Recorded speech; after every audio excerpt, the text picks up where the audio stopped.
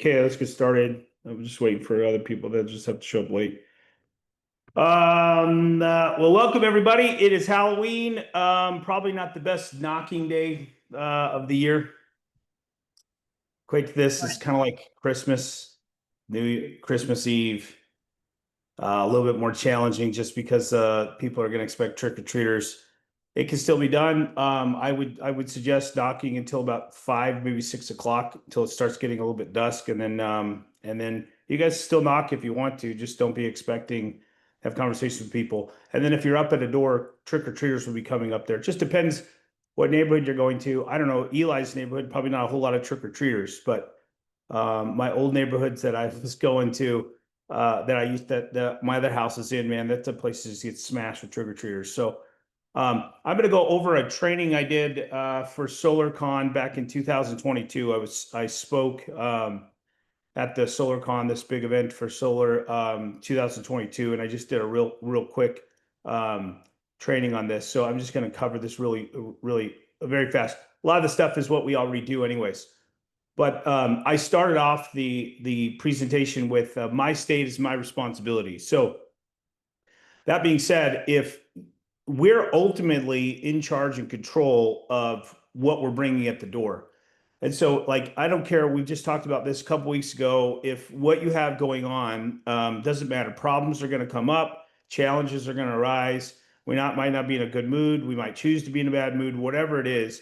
At the end of the day, your state is your responsibility. So high energy, higher conversions.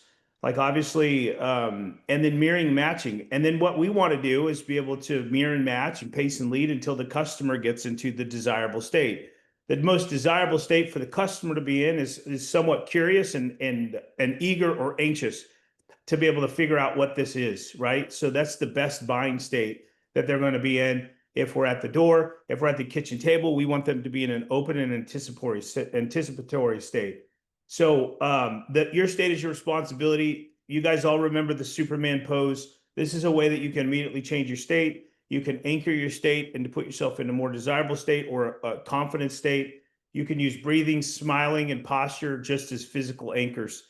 So we've done all these things. I really hope that you guys are implementing these things. These are things I have to do all the time. In fact, when I'm in the car and I'm just going through some stuff, dude, I just start smiling and I kind of look probably like an idiot. And so when someone pulls up next to me, they're like, why is this guy smiling? You know? So like, but what it'll do is it immediately changes your state. Just the act of smiling will immediately change your state. Because if you think of somebody that's depressed or somebody that's not confident, think of what their physiology looks like. Their eyes are down, they're shuffling their feet, they're really the breathing's really shallow. You know, that's the state that you don't want to be in. And so the alternative of that is shoulders back, deep breaths, smiling, just changing your demeanor. And this will immediately, whether or not you have problems, issues, challenges, no matter what happens, like what's going on in your life, we all ultimately at the end of the day, we're always responsible for this. So we don't have to be victims of our emotions. We can actually control those emotions. So a lot of times when I heard that, I never used to believe that. I believe that if I had a bad day, I woke up on the wrong side of the bed, that I was going to have a bad day. That's no longer the case. We all have the ability, the capacity to be able to change the state. And by the way, if you're going to be in a good sales state, like if you're going to be in a confident state, you can't be in a state where you're like depressed or down or low energy.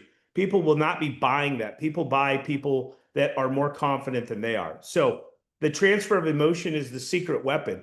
So transfer of emotion is literally how we convert customers. So if I'm at a kitchen table or if I'm at the door, it's always going to be about the transfer of emotion.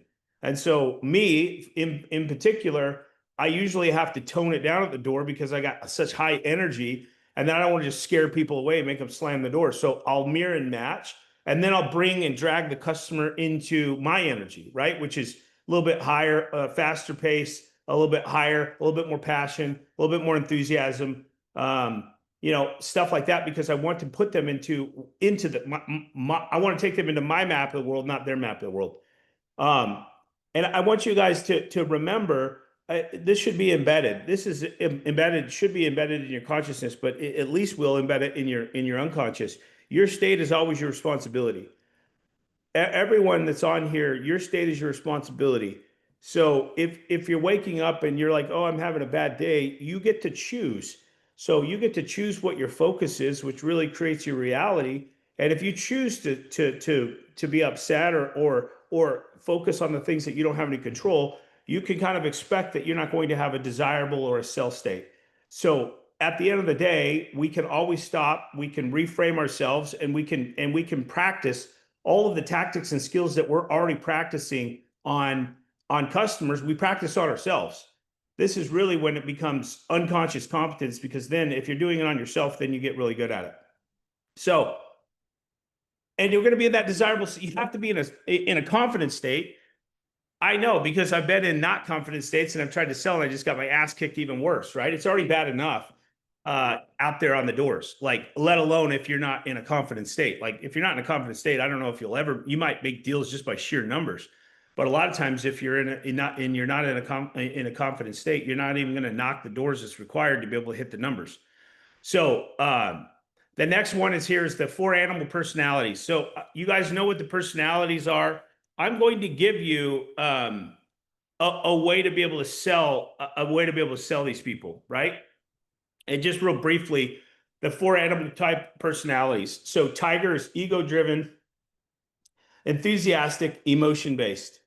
So ego-driven, enthusiastic, emotion-based. The bull is decisive, skeptical, and respects authority. Also, if you don't earn a bull's respect, they're never going to move forward. Sheep, skittish, avoids confrontation, needs social proof. You have to really take your time with these people. You have to give them a lot of grace. You can't be pushy with these people. They'll typically cancel. And then the owl is analytic, detail obsessed, risk adverse. So knowing this with these people, and these people are pretty easy to determine when they're out the doors. Bulls are awesome because they're like, what do you want? What they just like immediately tell you, they immediately, right from the very beginning, will be upfront and honest with you. They're like, what do you want? And you have to make an impression very quickly. A tiger is going to be like, wants to be your buddy, wants to be a friend, wants to keep up with the Joneses, all of those other things.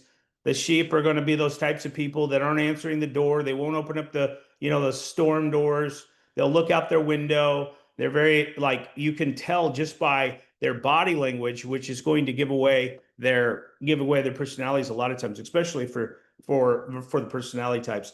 And then the owl is just the analytical type. The guy that's always spreadsheets, graphs, and maps, and they're going to be a little bit more reserved. They're absolutely risk adverse. And so on an owl, you have to make the risk more consequential, staying where they're at, than taking the risk and moving forward. So it's like there's a consequence to not making a decision, and you have to outweigh that. You have to make the decision of not making a decision much more painful than making a decision and taking a risk. But to sell a tiger, you're going to mirror their enthusiasm. You're going to compliment and get personal. These guys love compliments. They take good care of stuff. They're always keeping up with Joneses. You're going to avoid information overload. Do not give a tiger too much information. They'll check out. A lot of times with tigers, they just want to be buddies. They're not even paying attention to what you're there to do. You got to steer these guys and get them back on track. Use emotional storytelling, emotional anchors inside the storytelling. And they have a little higher cancellation if logic isn't back. So we always got to loop back to the information. And sometimes if you let these guys talk, this will be one of those conversations where they do 80% of the talking. So you've got to rein these guys in. And you've got to keep on track too. You've got to keep on pace by they're telling a story. You got to interrupt and say, that's exactly why I'm here. You got to be able to rein these guys back in. It might seem a little uncomfortable. We might feel like we're being rude, but they're going to appreciate that a lot more. And you got to be able to make sure that you can get the equation over, right? A lot of times these guys will cancel. They have a higher cancellation ratio. They're about similar to what the sheep and the sheep is. They're at high cancellation ratio. It's because they're not paying attention. Now, if you can lace an emotional story and you can reloop this in, they'll be very, very engaged and they'll pay attention. So stories are going to work on everybody, but more importantly, they're going to work on these people with getting them emotionally bought in. So a bull, you have to sell with authority. If your state is not confident and you go to a bull's door, you're going to get your ass handed to you and you're going to be walking away with your head down, shoulders up, head down. So get to the point very quickly, speak confidently and with certainty, no sugarcoating, give bottom line, like get to the bottom line. They commit fast, stick with it, and they earn respect first, friendship second. So you earn their respect by giving them the same sort of stuff that they're giving you. If they're coming to the door and they're yelling at you, you just mirror and match these guys. So it's very important that you're doing this. If they don't respect you, these people will never make a decision, and they'll just kick you off the doorstep. They'll kick you out of the house. They've got to be able to respect you to make that decision. Go ahead, Eli. What's up? Can you give like, because that's happened to me, like I haven't been in confident states and I still knock and I'll get to people because of numbers, exactly what you're saying. But can you give like an example of like getting to the point quick and not having them lose interest and just slam the door on you? Yeah. Hey, dude, you're really going to want to hear what I have to say. Give me 5 minutes and I promise I'll get it all out. So like, hey, what do you want? Hey, I'm going to get right to that. Let me tell you why this is really important that you listen to it right now. So Eli, your tonality, bro, doesn't, like, the way that you speak, the tone that you actually communicate with is probably not one that's going to earn a bull's respect for the most part. Like the way that you're talking. So, and plus too, like a lot of you guys have a different personality. So most salespeople are tiger personalities anyways. But like if someone comes to the door and they start what we perceive as being rude, we're like, why is this guy being so rude? But that's just how they're comfortable communicating. That's their map of the world. So it's like we perceive it as rude, but that's just how they're comfortable communicating. So however they're communicating with you, you want to communicate right back to them the same energy that they're giving you, you want to give them. So like, hey, what do you want? Hey, I'm going to be real quick, man. I got to take off here in a minute. Hey, let me tell you why this is really important and why you're going to want to listen. So immediately drawing it back, immediately asking a question. So immediately taking control and then being calm and assertive. Calm, assertive, and that if they raise their voice, you raise their voice. You want to match their speed, their tempo, the tonality. Mirroring and matching and pacing and leading is very, like in all of these personality charts, and anybody anywhere, if you can mirror match them, people will like you. So that mirroring and matching is people buy from people like themselves. And so like if you're not a bull, you don't have to be a bull. You mirror and match them. And then once you pace, and then you're essentially pacing and lead them, then you can lead them into whatever your personality chart is, and they'll immediately mimic that. But with bulls, you've got to be able to you've got to be able to make your point very quickly. You can't be talking about like worthless information. Whereas the tiger, if you information overload, they'll be polite and they'll let you get it all out, but they've checked out. A bull will be like, dude, what do you want? Come on, hurry up, bro. Like I ain't got time. So people will be like that, like, hey, dude, like I understand, I don't have a lot of time either. I'm going to tell you something really important, and you're really going to want to listen. So that's going to break their preoccupation. That's going to break their patterns. So if you can break somebody's pattern, any one of these patterns, and you can put them into some sort of a curious state, then they're going to be able to listen to you. So your problem, Eli, is you're probably going to doors, and then like you're trying to give the same kind of presentation that you've been given to all the rest of the people, and the people just get impatient with you because you're not making a point fast enough, and that you're not coming off as authoritative. So when I'm at the doors, I'm going to be like the authority. Like, look at the doors. If you can go to every single door and be like the cop, dude, you will make all the deals. Like, if a cop knocks on the door, what's the cop's demeanor when he knocks on the door? Is he like nervous or shy? Is he like, dude, like any one of those emotions? No. He's like, dude, I'm here to do my job, and this is what my job is, and I have authority. So like a lot of you guys, this doesn't match your personality, but if you can go to each door with authority, dude, people will listen to you. People will absolutely listen to you. So it's the problem when we don't have authority and the people aren't going to respect us. They're not going to respect what we're saying, and they're not going to listen to what we have to say. So, but the great thing about bulls is once you get these guys to commit, dude, they stick with it. These people aren't going to go back and forth. They're going to stick with the decision that they make. So I would say earn respect first, friendship second. You're not trying to be buddies with these guys. You're not talking about these other things that are useless. You got to get right to the point.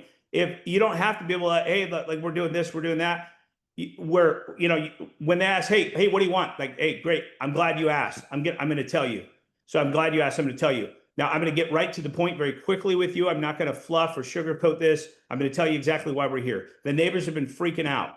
Dude, everybody realizes they're going to pay a double bill in less than 6 years, double utility bill. So they're freaking out. So we just talked to Mrs. Jones down the street. She's freaking out about this. And so what we're here to do is we're here to run an energy report for your house to see if you're going to qualify for any savings. This is why it's important to you, because we can give you certainty, predictability. We can give you better quality of life with no money out of pocket. In fact, this looks too good to be true. But let me got to tell you how it works. I'm not going to work with you. So you state it like that. The same tone, the same tempo that I'm using will gauge them and will earn their respect. Here's the worst part. If you're in a bull and you bow down, or you concede and they walk all over you, they'll never respect you and they're never going to make a decision to go with you.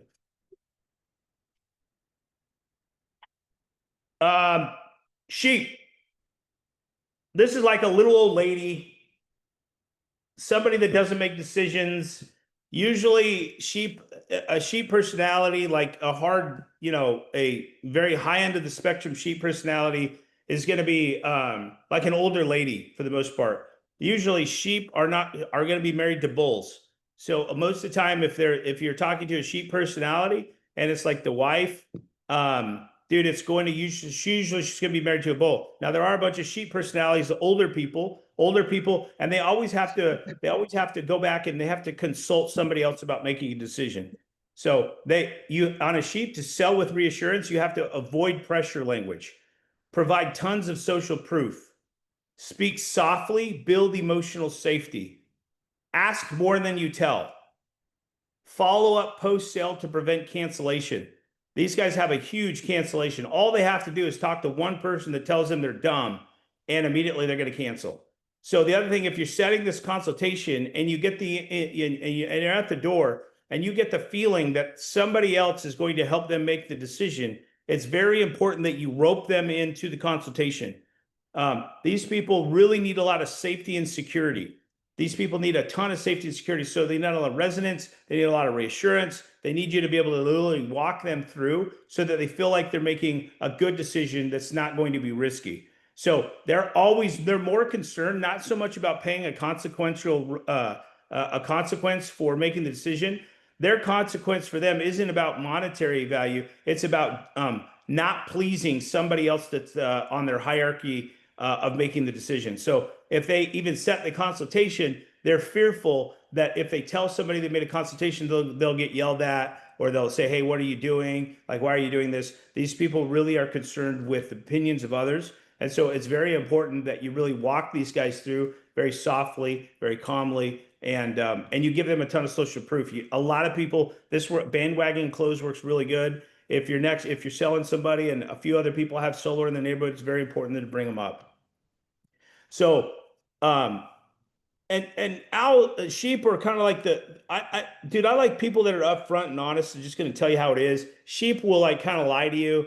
They lie to you a lot. They'll tell you, they'll make an appointment because they want to avoid conflict at all costs, but then they won't show up to the appointment. You call them, you text them, they don't answer. They're going to probably be at the home and they're probably like in the bedroom hiding from you. Like, these types of people are a little bit more challenging for me to work with, but it doesn't have to be challenging for you. If you can master selling with reassurance, you guys could get these guys easily and effortlessly.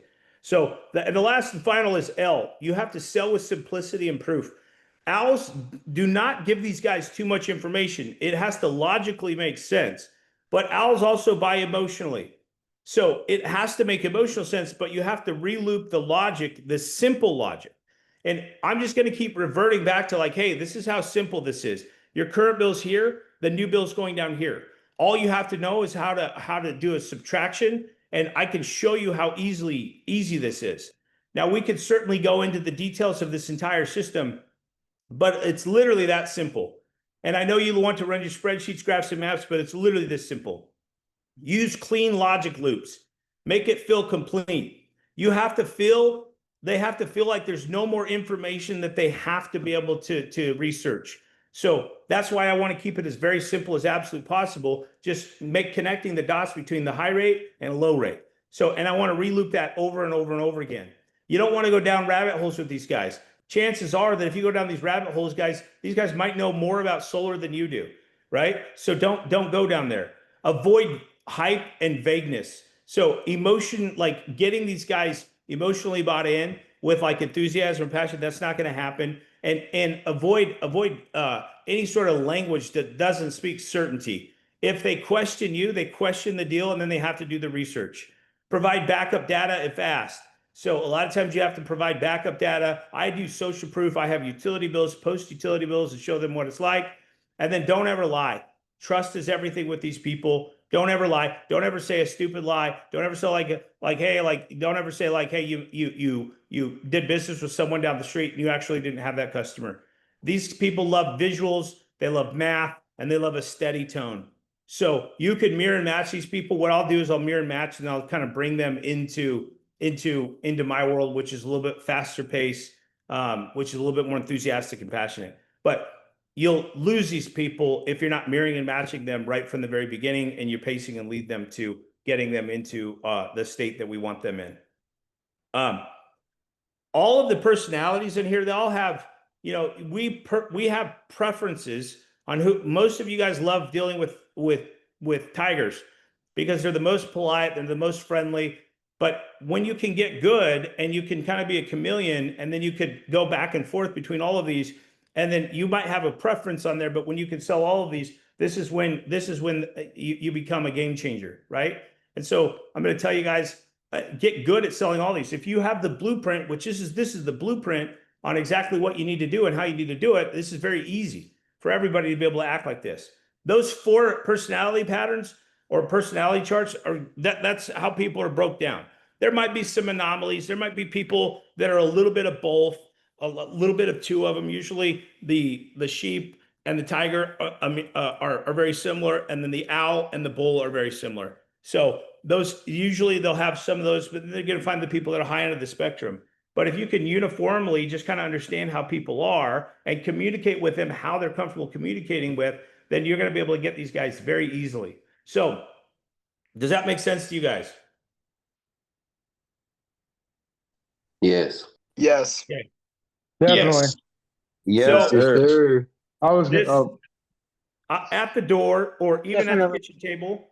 So we've got to do pattern interrupts and what's called breaking preoccupation. So use pattern interrupts. This is why on every single door, I'm going to call them by their name. Like I'm going to say, hey, Reggie, man, I'm so glad we finally caught you. I'm going to call them by their name.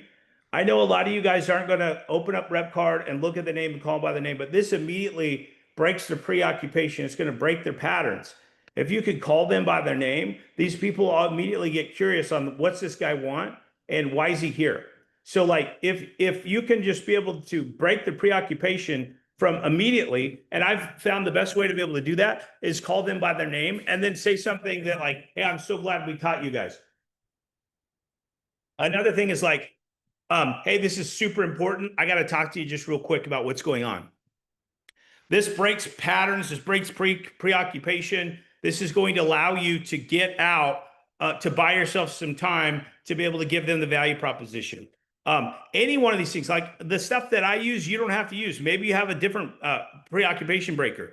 Maybe you have a different pattern interrupter. Like whatever works for you, do it. The things that have been really, that have worked really well for me is by calling by their name. Listen, I've been in this door-to-door space so long, we didn't have names, dude. I didn't have a tracking app. Like when I started, just went door-to-door.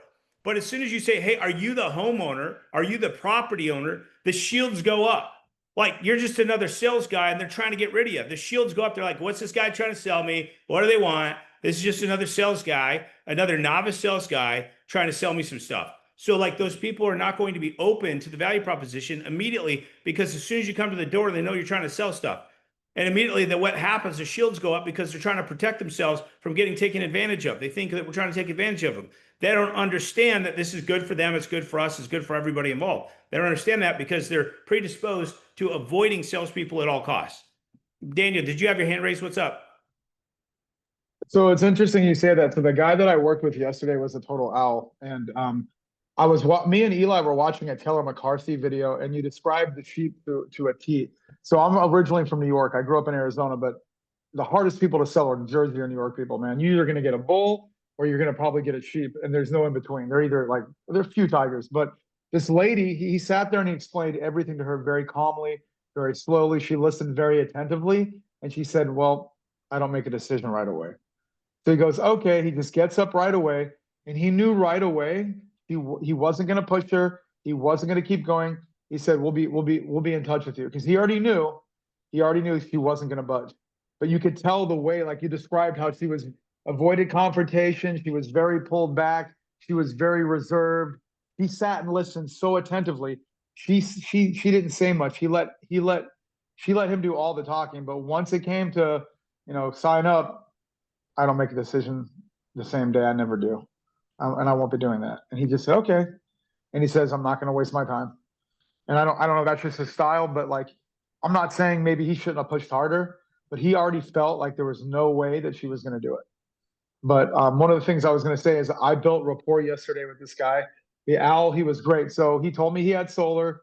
So I said, well, I have to think about, okay, let's see, maybe he needs more panels. So I started talking to him about the battery. He already knew about the Tesla Powerwall 3. He's like, I'm an older person.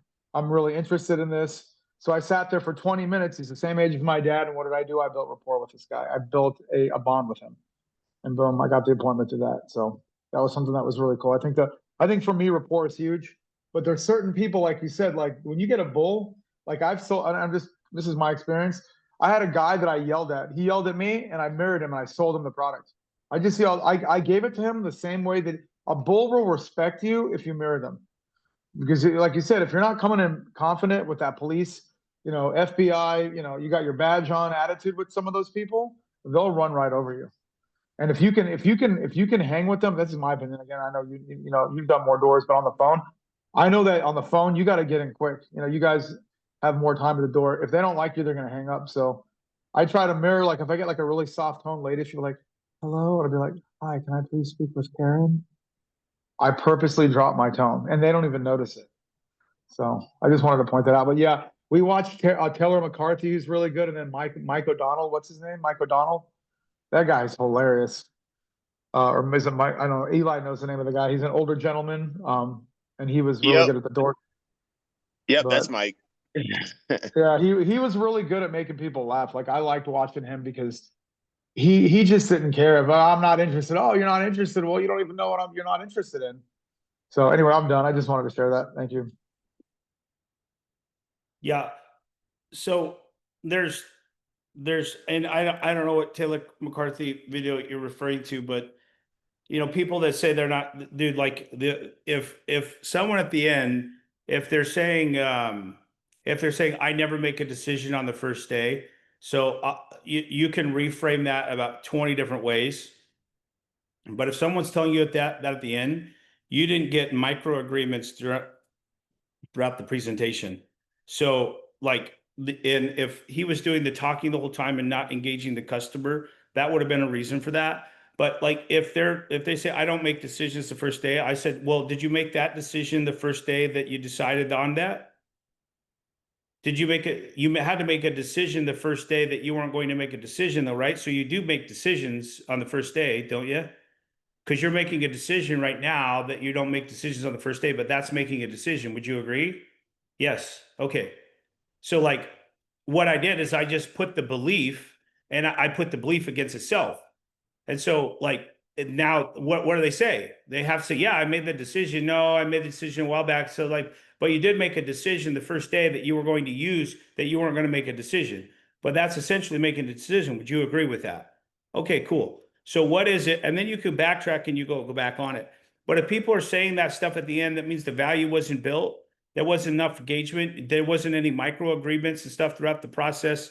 There wasn't any micro agreements and stuff throughout the process. And so like if there's no micro agreements throughout the process and you temperature check these people, like this is when you make a decision whether or not you're going to close them at that point or you're going to close them a little bit later. You have to do the temperature checks to make sure that they're in a buying state or that you've made value. And the micro agreements and the tie downs throughout the presentation give you the green light to close them. So when I close people, I know that they're ready because I've done a bunch of micro agreements throughout the presentation at the end. So anyways, the break in preoccupation, you got to create curiosity before your pitch. So future pace the pain, the problem. The other thing is getting good at selling the problem. Everybody, if you were just good at selling the problem, you're going to get people interested. If you can break their preoccupation, get good at selling the problem, like you're going to get a large percentage of people that you otherwise couldn't get them. Disarm objections by staying unpredictable. You can disarm objections by bringing them up as well. So if you hear the same common objection over and over and over again, you're going to bring that up before they bring it up. So you're gonna bring it up. Hey, it's like, hey, listen, hey, Justin, how are you, man? I know you're not interested. A lot of the people out here have been saying they're not interested, but let me kind of tell you why this is really important, why you want to hear this right now. So like, I just brought it up. So then they can't say they're not interested because I already brought it up. Any sort of objection you bring up before they do, they can't bring it up at the end because you've already answered it. Like if it's the not interested, which is a smokescreen objection, I don't spend a lot of time on not interested. Usually not interested is going to come out in a way that just doesn't let you get the rest of your preamble out. But if I hear the same common objection over and over and over again, I'm going to bring that up before they can bring it up. And then they can't go on that. They can't go to that towards that objection. Right. So future pace and the pain of the problem. How are you going to feel when this happens? What's going to break first? Your quality of life or the thermostat? So like some of the things that you can actually be able to do and say on there are going to be like are going to give these people an idea that this makes sense or it doesn't make sense. So not interested, what? Absolutely. You don't have to be interested to qualify right now. You guys know all of the ways and stuff to be able to overcome these things. So there's a lot of stuff that you can actually be able to do and put in there that will be able to give you guys a semblance of overcoming the objections before they ever come out. So objections, reframe. So every single objection, we want to restate, reframe, and restate so that the customer feels empathy, and then reframe this in a way that's going to be able to cast our proposition in a likable light. So do you guys understand that? Like, so like if somebody is any sort of objection that somebody has is just really a concern. It's either going to be fear or greed. And if you're at the door, this is always going to be fear. They're fearful we're going to waste their time, fearful we're going to try and sell them something, fearful we're going to steal something. So like any one of these things, we could use the chunk method. What specifically makes you say that? We can say this. Like if they're like, let's take that objection that Daniel was talking about. Oh, I never make decisions my first day. What specifically makes you say that? So now they have to drill into it. Now we're chunking down to figure out what's behind the objection. Like any sort of objection that they do, you can ask questions. Now you start probing and asking questions to get the objection out in the real light. So, and I was going to go over some pre-frames and embedded commands. I'm not going to do that today. The other really big part of the equation for everybody on the call here is to do the pullbacks. You want to be the needed and not the needy. So throughout any, whether I'm at the kitchen table, whether I'm at the door, I'm always going to be do real strong pullbacks, like to get these people at least semi-interested, to let them know that I'm not needy. You guys need me more than I need you. So the other part of the equation here too is like in sort of the context of the delivering the information. If you guys get good at telling stories, if you've knocked any sort of doors, you guys should have some sort of semblance of stories. If you have any customers with post-utility bills, people that had great experiences, even people that had bad experiences, these are stories that can be leveraged and used. Maybe you're new and you don't have stories. Dude, solar people talk about stories. You guys can pick up the stories from somebody else to relay effective information to be able to get these people to make decisions very quickly and easily because they put themselves in the context of the character story. So that's it today. I got to go. Love you guys. Hope you got a lot of the training. I have a PDF I'm going to break down. I'm going to send you guys. I'll send out on the group chat so that we'll be able to have just this first little part in here. So I think with the personality charts, I think this would be really good for you guys to study and learn and train on this, just so that you guys aren't running empty-handed, that you guys will be able to effortlessly and easily identify and then be able to effectively communicate to these guys. So if you're knocking, everybody's knocking today, I would knock till 5 o'clock, maybe 6 o'clock, and then be done. I don't know how well knocking tonight will go over, but you guys can test out the waters. Let's go. I will say, if you want to actually hit doors and get people to talk to, Let's stay the go. fuck out of East Mesa. Do what? If you want to actually talk to people and hit some doors, stay the hell out of Eastmark. Why? No, Oh, bro. what? Just That is go on not the place- 27 that for is not Van the Buren. place They'll to- answer there. Not on Halloween. Oh, Yeah, there's a lot of families in Eastmart. So you guys go dawn just on go the to 27. costumes. It's a Go great to 27 preoccupation and breaker. If you guys are all wearing costumes and say trick or treat, no, just kidding. We're here to sell you solar. What are your guys' what's the high utility bill for you folks? Hey, trick or treat, you hold out a candy bag with it and you're like, no, just kidding. What's the high utility bill for you guys? No, just kidding. Hey, dude, like, you guys got to grab some kids too. Bring some kids along with you. That'll break the preoccupation. You want to sign them on the side of the road? No, well, Dimitri has like kids. 4 kids. Dimitri has 4 kids, bro. Like, borrow some of his kids. Oh, I'm gonna Hey, steal one of them. hey, I charge for the kids, bro. Yeah. It's not gonna be worth it for none of you. All right. Hey, you Either guys, let's that have a or- good day. Let's finish strong. Hell All yeah. right. All right. Thanks, Luke. Yep. Bye.